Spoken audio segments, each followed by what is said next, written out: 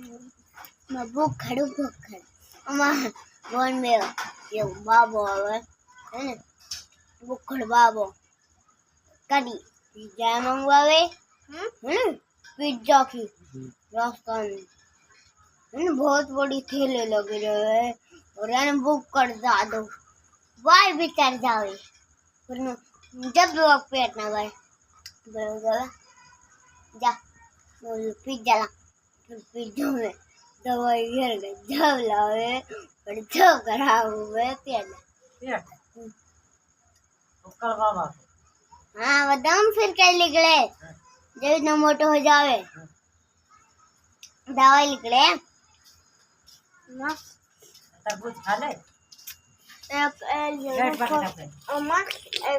जो ना फोन में ना और ना बिल्ली आई है बाकी